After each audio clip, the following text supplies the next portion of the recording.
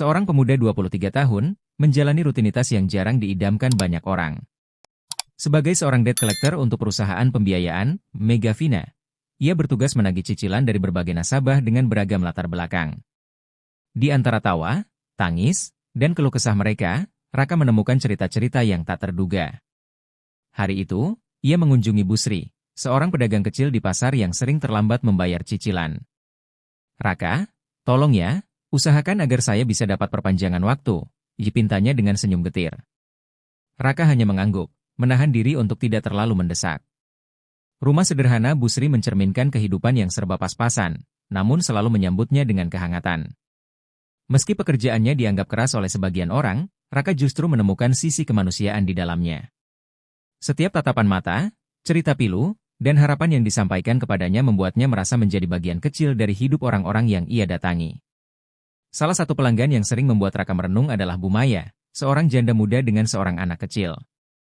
Suaminya meninggal setahun lalu, meninggalkan dirinya untuk berjuang seorang diri. Raka ingat betul suasana rumahnya yang penuh kehangatan meskipun sederhana. Ketika ia mengetuk pintu rumah Bu Maya, anak kecil itu berlari-lari kecil menyambutnya dengan tawa riang. "Sebentar ya, Raka. Saya masih mencoba cari uang untuk bayar cicilan," katanya sambil tersenyum lemah. Raka merasa terenyuh setiap kali mendengar cerita perjuangan Bu Maya.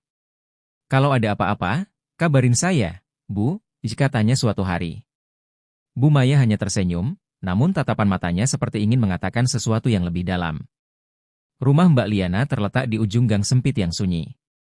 Ia adalah seorang wanita seumuran Raka yang selalu terlihat anggun meski tinggal di rumah kontrakan sederhana. Setiap kali Raka datang, ia disambut dengan senyum hangat dan aroma masakan yang menggoda. "Mas Raka, masuk dulu, pasti capek keliling seharian," katanya suatu sore.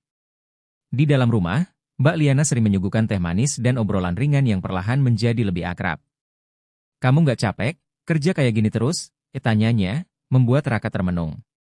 Ada sesuatu yang berbeda dari pertemuannya dengan Mbak Liana. Bukan sekadar hubungan profesional, melainkan percakapan yang membawa rasa nyaman dan dekat. Raka mulai bertanya pada dirinya sendiri, apakah pekerjaannya hanya soal uang atau ada makna lain di balik itu semua. Setiap kali Raka datang, Busri selalu mengeluhkan dagangannya yang sepi. "Warung ini belum balik modal, Raka. Tapi kamu nggak perlu khawatir, saya pasti bayar, cuma telat aja," katanya sambil menyodorkan teh hangat.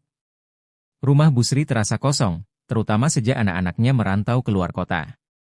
Sebagai seorang janda yang sudah lama kehilangan suami, Busri sering merasa sendiri. Namun, ia selalu menyimpan semangat dalam senyumnya yang lembut. Raka mendengarkan keluh kesahnya dengan sabar, menyadari bahwa ia lebih dari sekadar penagih hutang. Ia menjadi teman bicara, seseorang yang membuat Busri merasa tidak sepenuhnya sendiri di dunia ini. Hari itu, Raka kembali ke rumah Bu Maya untuk menagih cicilan.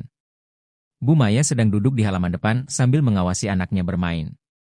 Senyum tipisnya menyambut kedatangan Raka, meski ada sorot lelah di matanya. "Raka, maaf ya, saya baru bisa bayar sebagian. Saya usahain sisanya minggu depan," ujarnya sambil mengusap rambut anaknya. Raka mengangguk, menyadari beratnya perjuangan Bu Maya menghidupi keluarga kecilnya. Namun, ada sesuatu dalam caranya menatap yang membuat Raka merasa ada hal lain yang ingin ia sampaikan. Mereka berbincang lebih lama dari biasanya, tak lagi soal cicilan melainkan tentang kehidupan. "Kamu tahu, jadi ibu tunggal itu berat, Raka," kata Bu Maya sambil tersenyum getir. Kata-kata itu menyentuh hati Raka, menyadarkannya bahwa ia mulai peduli lebih dari sekadar pekerjaannya. Di rumah Mbak Liana, suasana selalu terasa hangat. Hari itu, Raka datang lebih awal dari biasanya. Mbak Liana menyambutnya dengan wajah yang ceria. "Mas Raka, lagi rajin, nih. Masuk dulu, saya lagi bikin bakwan," katanya dengan nada bercanda. Raka duduk di ruang tamu sambil mendengarkan suara Mbak Liana dari dapur. Aroma makanan yang sedap menyelinap, membuat perutnya keroncongan. Saat Mbak Liana membawa sepiring bakwan, mereka berbincang santai. Obrolan hari itu tak lagi soal cicilan, tetapi tentang rencana hidup dan mimpi. "Aku penasaran, Mas Raka. Kalau nanti kamu nggak jadi debt collector, kamu mau kerja apa?" tanya Mbak Liana.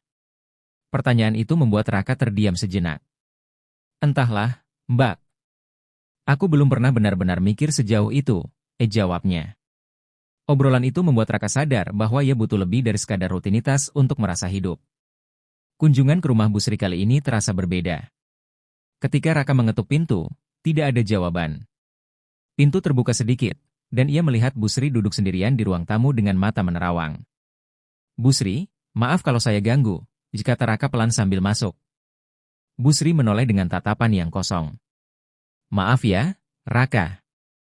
Dagangan saya makin sepi. Saya nggak tahu harus bagaimana lagi, ucapnya lirih.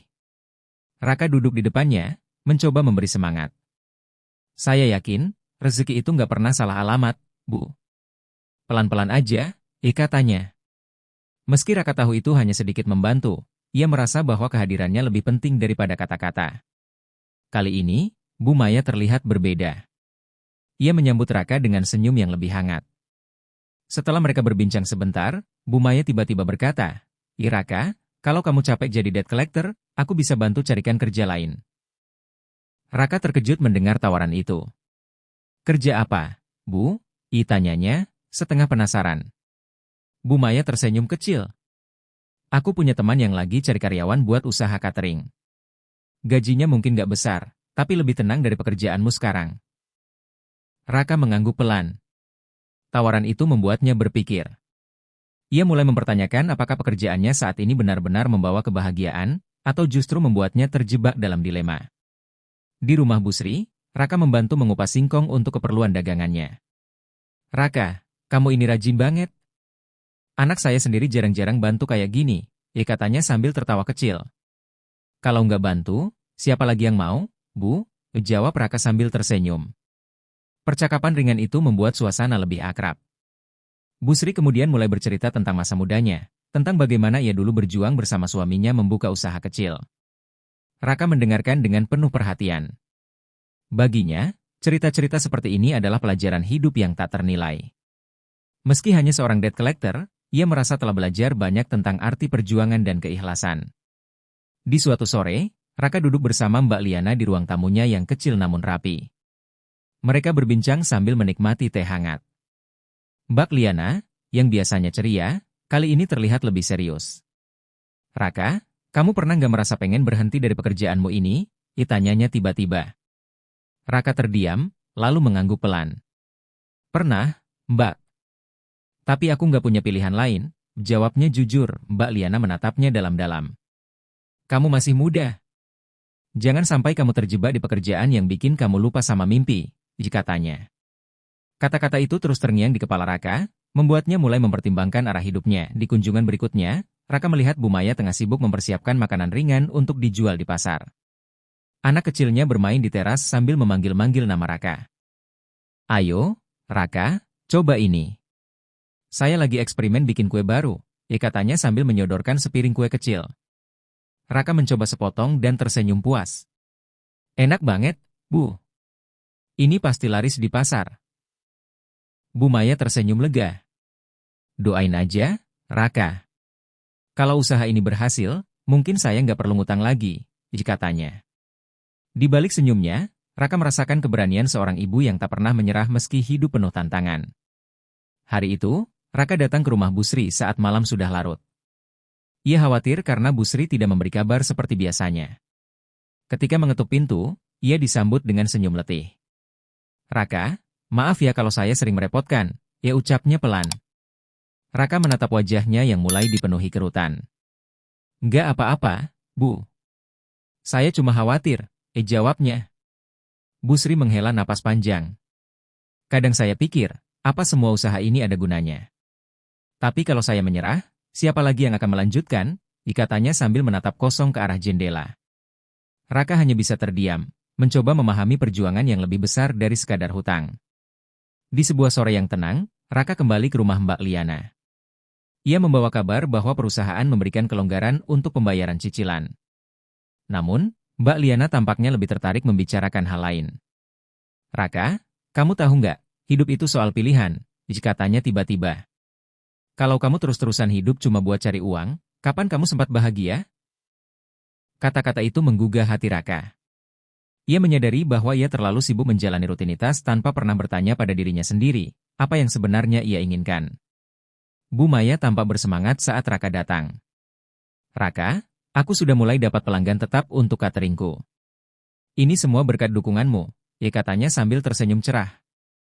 Raka merasa senang melihat perubahan itu. Wah, hebat, Bu.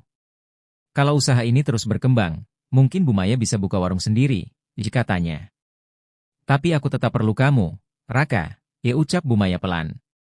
Tatapan matanya membuat Raka merasa ada sesuatu yang lebih dari sekadar ucapan terima kasih. Bu Sri mulai menunjukkan semangat baru. Dagangannya, meski belum ramai, mulai memberikan hasil yang cukup untuk membayar sebagian cicilan. Raka, kamu tahu nggak, kehadiran kamu itu seperti doa yang dikabulkan, katanya suatu hari. Raka terkejut mendengar itu. Maksudnya, Bu? Tanyanya. Bu Sri tersenyum. Kamu bukan cuma nagih hutang. Kamu juga bikin saya merasa nggak sendirian.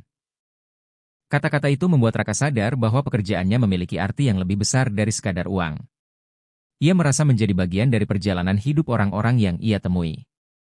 Hubungan Raka dengan Mbak Liana semakin dekat. Mereka sering berbincang panjang tentang mimpi dan kehidupan. Mbak Liana menjadi tempat Raka berbagi cerita, sesuatu yang jarang ia lakukan sebelumnya. Raka, kamu tahu nggak, aku ini sebenarnya kesepian, kata Mbak Liana suatu malam. Tapi sejak kamu sering datang, aku merasa hidupku lebih berwarna. Raka terdiam. Ia tahu bahwa perasaan Mbak Liana tidak sekadar ucapan biasa. Namun, ia juga tahu bahwa hubungan mereka tidak semudah yang terlihat. Kunjungan Raka ke rumah Bu Maya kali ini terasa berbeda. Ketika ia tiba, Bu Maya sudah menunggunya dengan secangkir teh dan senyum hangat. Raka, aku punya kabar baik. Aku sudah bisa melunasi sebagian besar cicilan, katanya dengan penuh semangat. Raka merasa senang mendengar itu. Namun, di balik kebahagiaan Bu Maya, ia melihat ada sesuatu yang tak terucap. Aku cuma takut, kalau hutang ini lunas, aku nggak punya alasan lagi buat lihat kamu, ya ucap Bu Maya tiba-tiba.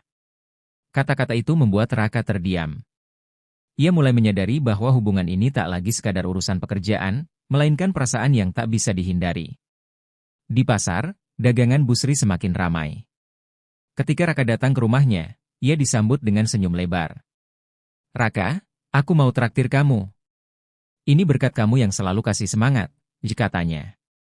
Raka menolak dengan sopan, tapi hatinya hangat melihat perjuangan Bu Sri mulai membuahkan hasil. Bu, ini semua karena keteguhan hati ibu, bukan saya, katanya. Namun, di tengah kebahagiaan itu, Bu Sri mengungkapkan kekhawatirannya. Tapi, Raka, kalau kamu gak datang lagi, aku bakal kehilangan orang yang selalu bikin aku kuat, ya ucapnya pelan. Hari itu, Mbak Liana meminta Raka datang lebih awal.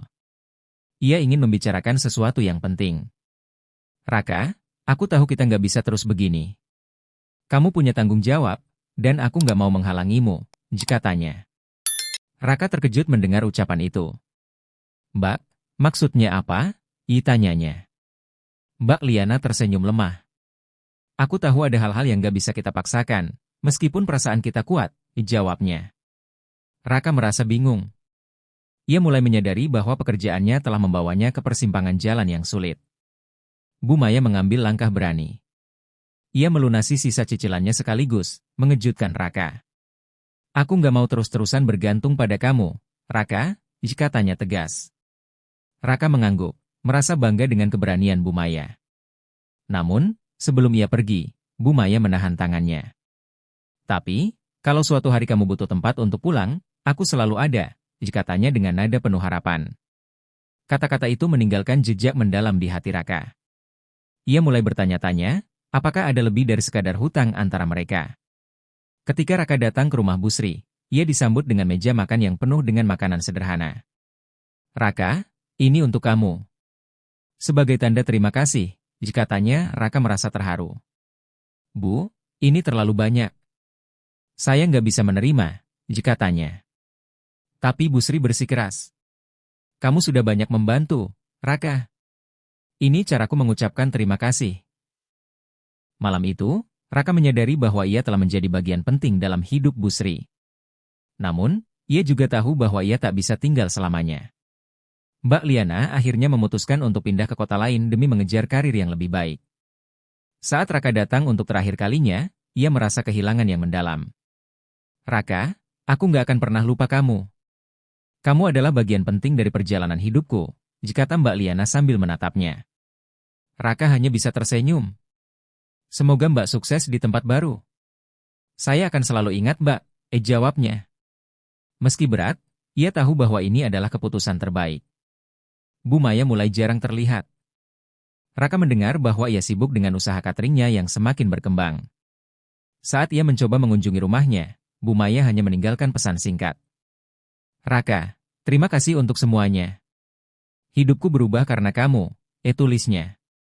Pesan itu membuat Raka merasa lega, meski ada rasa kehilangan yang tak bisa ia hindari.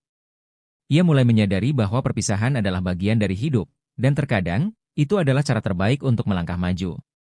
Bu Sri tetap tinggal di rumah kecilnya, melanjutkan usahanya dengan tekad yang kuat. Ketika Raka datang untuk terakhir kalinya, ia disambut dengan pelukan hangat. Raka, kamu adalah anugerah dalam hidupku. Aku nggak tahu bagaimana hidupku tanpa kamu, katanya sambil menahan air mata. Raka hanya bisa tersenyum. Bu, saya yakin ibu bisa melewati semuanya. Saya selalu mendoakan ibu, katanya. Meski berat, ia tahu bahwa ia harus melanjutkan hidupnya sendiri. Raka mulai mempertanyakan kehidupannya. Ia merasa bahwa pekerjaannya sebagai debt collector telah memberinya banyak pelajaran, tapi juga menyisakan luka di hati. Ia memutuskan untuk mengambil cuti panjang dan merenungkan langkah berikutnya. Dalam kesendirian, ia menimbang semua hubungan yang telah ia bangun dan apa arti semua itu bagi dirinya. Di tengah kebimbangannya, ia menyadari bahwa hidup adalah tentang mengambil risiko untuk menemukan kebahagiaan sejati. Setelah memutuskan berhenti dari pekerjaannya sebagai debt collector, Raka memulai usaha kecil berupa toko kelontong yang menjual kebutuhan sehari-hari. Ia memanfaatkan pengalamannya bertemu berbagai orang untuk membangun koneksi yang baik dengan pelanggan. Bu Maya adalah orang pertama yang mendukung usahanya. Raka, aku tahu kamu pasti bisa. Kamu sudah banyak membantu orang. Sekarang saatnya orang-orang membantu kamu, katanya sambil menyerahkan pesanan catering untuk acara pembukaan tokonya. Hari pertama tokonya dibuka, banyak pelanggan datang, termasuk Bu Sri dan Mbak Liana yang datang dari jauh untuk memberikan selamat. Raka merasa harapannya mulai terwujud, dan ia tidak lagi merasa sendiri. Usaha Bu Maya semakin sukses, dan ia sering memesan barang dari toko Raka untuk kebutuhan cateringnya. Suatu hari, ia datang membawa kabar baik. Raka, aku dapat proyek besar, dan aku ingin kamu jadi bagian dari timku, katanya dengan penuh semangat. Raka merasa ragu. Bu, aku masih belajar menjalankan usahaku sendiri, jawabnya. Tapi Bu Maya tersenyum. Kamu sudah membantu aku dulu. Sekarang giliran aku membantu kamu. Kita bisa saling dukung, katanya. Akhirnya, mereka memutuskan untuk bekerja sama. Bu Maya menyediakan catering untuk acara besar, sementara Raka memasok semua bahan baku dari tokonya. Kolaborasi ini membawa kesuksesan bagi keduanya. Bu Sri, yang dulu penuh dengan keraguan dan ketakutan, kini menjadi wanita yang percaya diri. Dengan usaha kecilnya yang berkembang pesat, ia mampu melunasi semua hutangnya dan bahkan mulai menabung. Saat datang ke toko Raka, ia membawa sebuah hadiah kecil. Ini buat kamu, Raka. Sebagai tanda terima kasih atas semua dukunganmu selama ini, katanya sambil menyerahkan sebuah kalender bergambar bunga yang ia buat sendiri. Raka tersenyum hangat. Bu, saya cuma bantu sedikit. Semua ini karena kerja keras ibu, katanya. Mereka berbagi tawa dan mengingat masa-masa sulit yang kini terasa seperti mimpi buruk yang sudah berlalu. Setelah beberapa bulan tinggal di kota lain, Mbak Liana kembali ke kampung halaman. Ia ingin membuka toko pakaian kecil, impian yang selama ini ia pendam. Ketika Raka mendengar kabar itu, ia merasa senang dan langsung mengunjunginya. Raka, akhirnya aku pulang. Ternyata aku nggak bisa jauh dari tempat ini, katanya sambil tertawa. Ia mengundang Raka untuk bekerja sama, menawarkan ide untuk menjual kebutuhan rumah tangga di tokonya. Raka setuju. Mereka merencanakan banyak hal bersama, dan hubungan mereka semakin erat. Perlahan, Raka merasa bahwa kehadiran Mbak Liana bukan lagi sekadar teman, melainkan seseorang yang istimewa di hatinya. Beberapa bulan berlalu, dan kehidupan Raka kini penuh dengan kebahagiaan. Usahanya berjalan lancar, hubungan dengan Bu Maya dan Bu Sri tetap hangat, dan Mbak Liana menjadi pasangan yang mendukungnya dalam segala hal. Pada suatu malam, Raka mengadakan makan malam sederhana di tokonya untuk merayakan keberhasilan mereka. Bu Maya membawa makanan khasnya, Bu Sri datang dengan kue buatannya, dan Mbak Liana membawa dekorasi indah untuk menghias ruangan. Di akhir acara, Raka mengungkapkan rasa terima kasihnya. Aku nggak pernah menyangka hidupku akan berubah seperti ini. Semua ini berkat kalian, katanya. Malam itu, di tengah tawa dan kebahagiaan, Raka menyadari bahwa ia telah menemukan keluarga baru. Hidupnya kini penuh dengan cinta, persahabatan, dan harapan untuk masa depan. Ia tahu bahwa apapun yang terjadi, ia tidak akan pernah berjalan sendirian lagi.